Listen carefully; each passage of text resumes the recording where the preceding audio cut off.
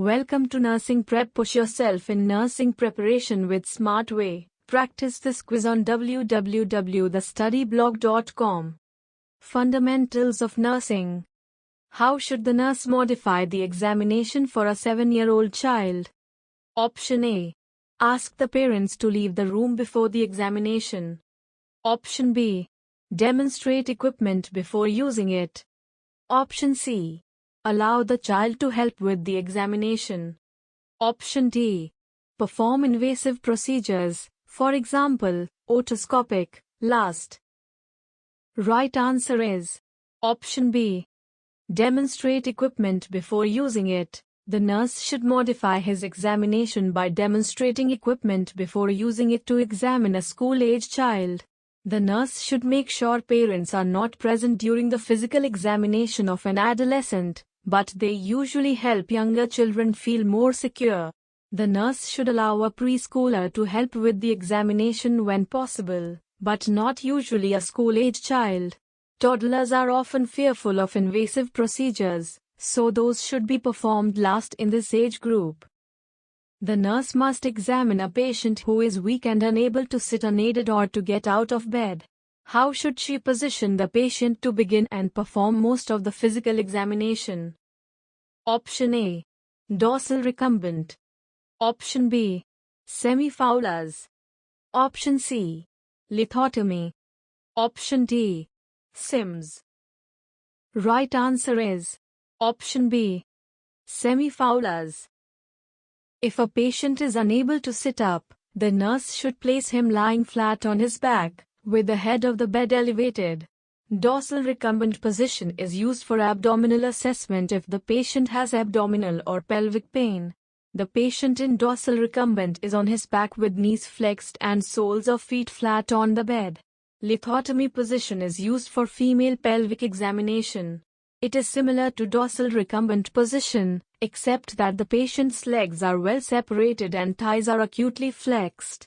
Feet are usually placed in stirrups. Fold sheet or bath blanket crosswise over thighs and legs so that genital area is easily exposed. Keep patient covered as much as possible. The patient in S. The nurse should use the diaphragm of the stethoscope to auscultate which of the following? Option A. Heart murmurs. Option B. Jugular venous hums. Option C. Bowel sounds. Option D. Carotid bruits. Right answer is Option C. Bowel sounds. The bell of the stethoscope should be used to hear low-pitched sounds, such as murmurs, bruits, and jugular hums. The diaphragm should be used to hear high-pitched sounds that normally occur in the heart, lungs, and abdomen. The nurse calculates a body mass index, BMI, of 18 for a young adult woman who comes to the physician's office for a college physical. This patient is considered Option A. Obese. Option B. Overweight. Option C. Average. Option D. Underweight. Right answer is Option D. Underweight. For adults, BMI should range between 20 and 25. BMI less than 20 is considered underweight. BMI 25 to 29.9 is overweight, and BMI greater than 30 is considered obese. The charge nurse asks the nursing assistive personnel, NAP, to give a bag bath to a patient with end-stage chronic obstructive pulmonary disease. How should the NAP proceed? Option A. Bathe the patient's entire body using 8 to 10 washcloths. Option B. Assist the patient to a chair and provide bathing supplies. Option C.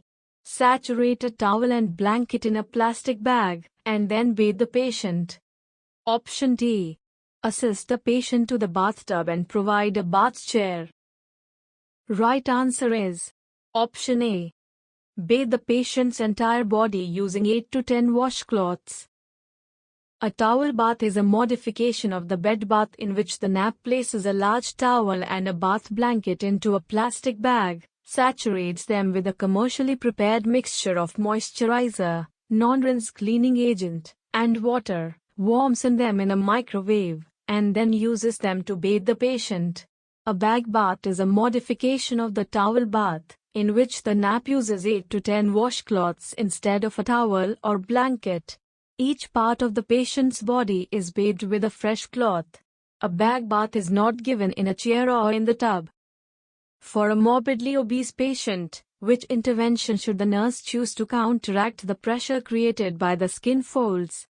Option A. Cover the mattress with a sheepskin. Option B. Keep the linens wrinkle-free. Option C. Separate the skin folds with towels. Option D. Apply petrolatum barrier creams. Right answer is Option B. Keep the linens wrinkle-free. Separating the skin folds with towels relieves the pressure of skin rubbing on skin. Sheepskins are not recommended for use at all. Petrolatum barrier creams are used to minimize moisture caused by incontinence. A client exhibits all of the following during a physical assessment. Which of these is considered a primary defense against infection? Option A. Fever. Option B. Intact skin. Option C. Inflammation. Option D. Lethargy. Right answer is Option B. Intact skin. Intact skin is considered a primary defense against infection. Fever, the inflammatory response, and phagocytosis, a process of killing pathogens, are considered secondary defenses against infection. A client with a stage 2 pressure ulcer has methicillin-resistant Staphylococcus aureus, MRSA, cultured from the wound. Contact precautions are initiated. Which rule must be observed to follow contact precautions? Option A. A clean gown and gloves must be worn when in contact with the client. Option B. Everyone who enters the room must wear a N95 respirator mask. Option C. All linen and trash must be marked as contaminated and sent to biohazard waste. Option D. Place the client in a room with a client with an upper respiratory infection. Right answer is Option A. A clean gown and gloves must be worn when in contact with the client. A clean gown and gloves must be worn when any contact is anticipated with the client or with contaminated items in the room. A respirator mask is required only with airborne precautions, not contact precautions. All linen must be double-bagged and clearly marked as contaminated. The client should be placed in a private room or in a room with a client with an active infection caused by the same organism and no other infections. A client requires protective isolation. Which client can be safely paired with this client in a client care assignment? 1. Option A. Admitted with the unstable diabetes mellitus. Option B. Who underwent surgical repair of a perforated bowel. Option C. With a stage 3 sacral pressure ulcer. Option D. Admitted with a urinary tract infection. Right answer is Option A. Admitted with the unstable diabetes mellitus. The client with unstable diabetes mellitus can safely be paired in a client care assignment because the client is free from infection.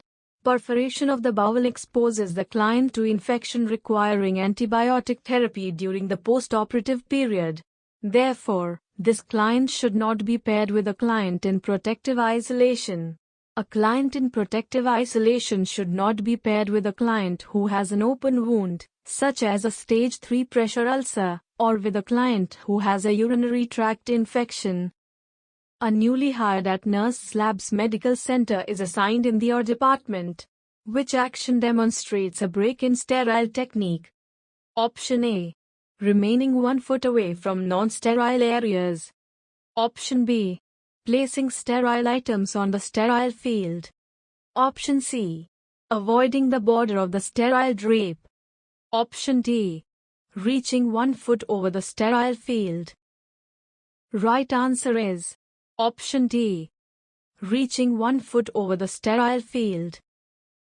Reaching over the sterile field while wearing sterile garb breaks sterile technique. While observing sterile technique, healthcare workers should remain 1 foot away from non-sterile areas while wearing sterile garb, place sterile items needed for the procedure on the sterile drape, and avoid coming in contact with the 1-inch border of the sterile drape. Thanks for watching. You can also practice this quiz on www.thestudyblog.com, link in description box. If you have any doubt, ask in comment section, and you like our video, then do like, comment, share. Subscribe our channel for regular updates.